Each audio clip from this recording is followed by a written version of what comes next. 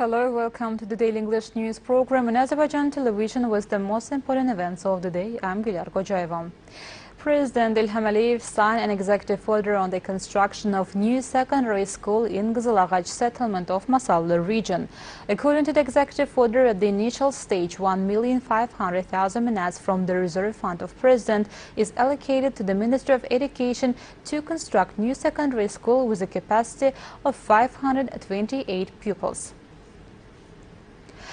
Another event inscribed in the history that will take its special place in the energy strategy of Azerbaijan.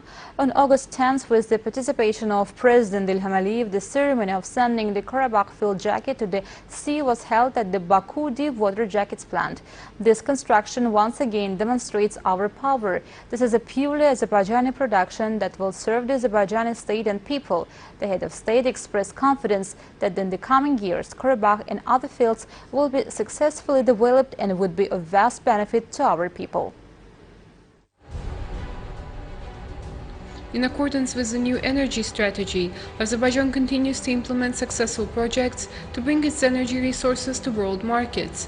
Our country, which in recent years has become an important exporter of oil and gas, enriches the energy map of Europe and the world as a whole, pursues an independent economic policy, implements global energy and transport projects, acting as their main initiator and active participant. Following the signing of the contract of the century on September 20, 1994, Azerbaijan, by exporting energy resources to international markets via various routes, maintained a balanced policy and became one of the important players in the global energy security system.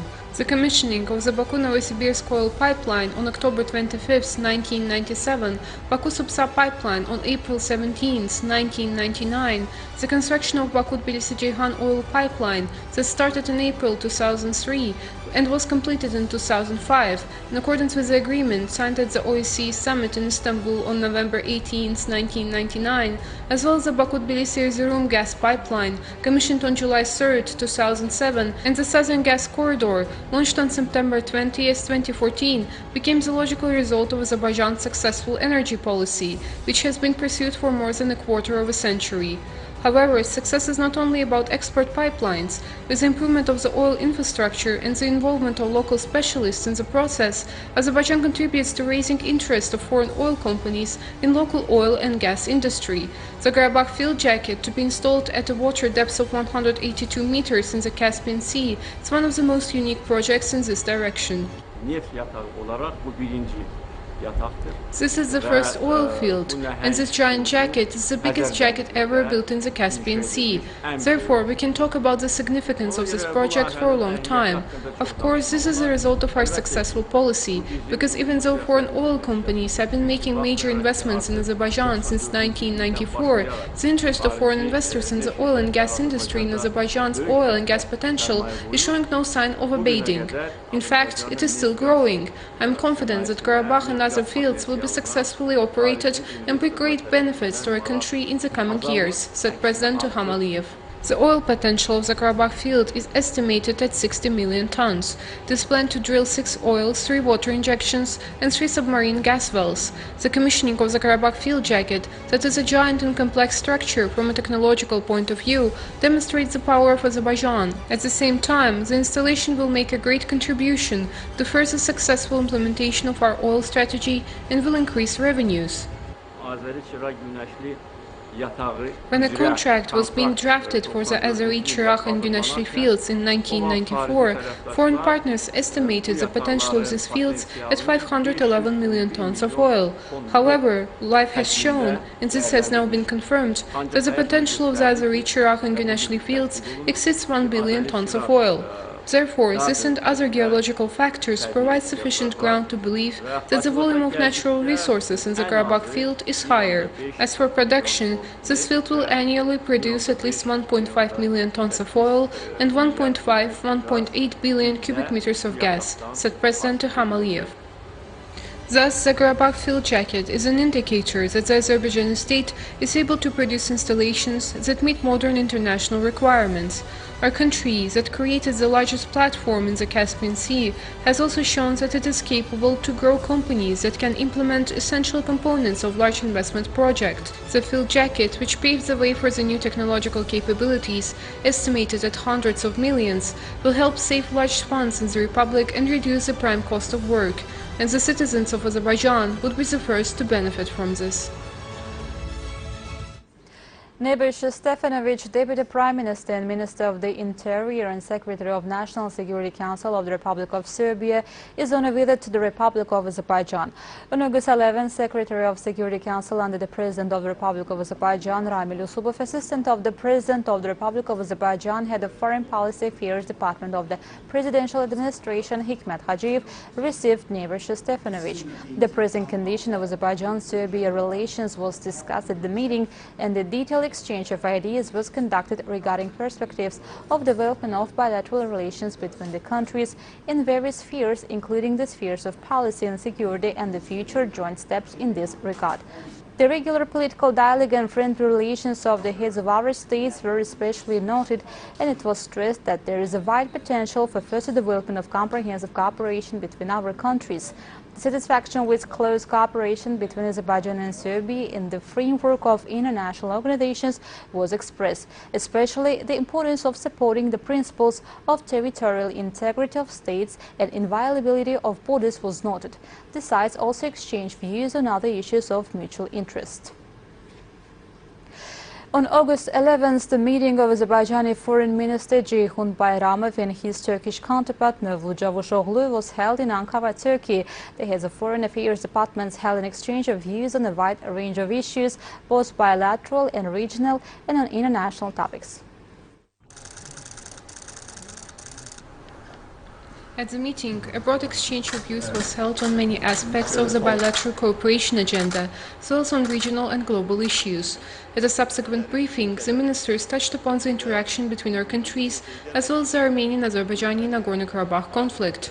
Azerbaijani Foreign Minister Ceyhun Bayramov said, "Brotherly Turkey always resolutely supports Azerbaijan's position in line with international law," adding that Baku also always supported Turkey's just stand. The Azerbaijani state and the Azerbaijani people are always close to the Turkish state and the Turkish people. Our unity is internal, and we are building our future on this solid foundation, said Ceyhun Bayramov. Turkish Foreign Minister Mevlut Cavusoglu, referring to the border clashes between Baku and Yerevan in the northwestern Tovuz border region on July 12, stated that Azerbaijan is not alone, and with all strengths, all possibilities, Turkey is next to the fraternal Azerbaijan. Armenia for years has been occupying 20% of the Azerbaijani territory, as well as the Nagorno-Karabakh region. Despite all the decisions given until today, that is, by the UN, the European Council, and the Organization for Security and Cooperation in Europe, Armenia has not neared solving the problem, while the latest attacks proved to the world that it is not a reliable partner for negotiations, Cavusoglu said. 84 cases of the novel coronavirus were recorded in Azerbaijan. 214 people recovered and were released home. 3 citizens who earlier tested positive for the COVID-19 virus died. The overall confirmed cases in Azerbaijan have reached 33,731, with 30,856 recoveries and 495 deaths. The number of active infections is 2,380. To detect new infection cases, 796,459 tests have been conducted in Azerbaijan so far. Task force under the Cabinet of Ministers reported. The number of infected with the novel coronavirus in the world passed 20,280,000. The death toll from the disease is close to 740,000. The highest number of deaths in 24 hours was recorded in India, Brazil, and Mexico. Infection rate continues to rise in Europe. In the USA, infections increase among children. Meanwhile, President of Russia stated the world's first COVID-19 vaccine for use was registered. Infections among children in the United States have increased by 90% in the last months. The American Academy of Pediatrics and the Children's Hospital Association reported this. According to the calculations, in the period from July 9 to August 6, about 190,000 children got infected with COVID-19. In total, more than 380,000 infections among the underage were confirmed, which is 9.1% of the overall cases.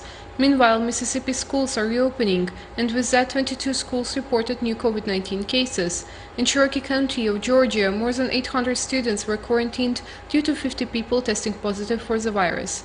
In Brazil, the number of infections with the novel coronavirus passed 3 million. More than 22,000 cases were recorded over the past day. More than 700 coronavirus patients died. In another Latin American country, Mexico, the epidemiological situation remains unchanged.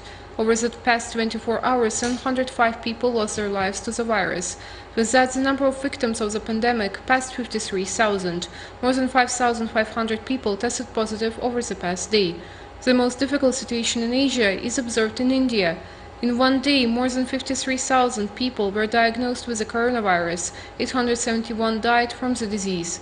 In Iran, the pandemic is not slowing down. 184 coronavirus patients died over the past day. COVID-19 was found in 2,345 people. When it comes to Europe, in Germany, COVID-19 was found in 966 people. From the beginning of the pandemic, the number of the infected with the virus passed 217,000. Finland will introduce a mandatory coronavirus test and quarantine regime for people from countries with high risks of infection. The decision was made after results of the COVID-19 test of 24 passengers from Skopje, the capital of Northern Macedonia, were positive. Violators of the 2-week quarantine regime can be arrested for 3 months or fined. Greece will also take certain measures in regards to the rise of infection cases in recent times. In the framework of new regulations, people coming from Spain, Belgium, Sweden, the Netherlands and the Czech Republic to Greece must have a document confirming the negative coronavirus test results. In the meantime, the first in the world coronavirus vaccine passed the registration in Russia. President Vladimir Putin stated this during a meeting with members of the government. According to the head of state, the vaccine is effective and forms a sustainable immunity. That was all for the day. Thank you for being with us. Goodbye.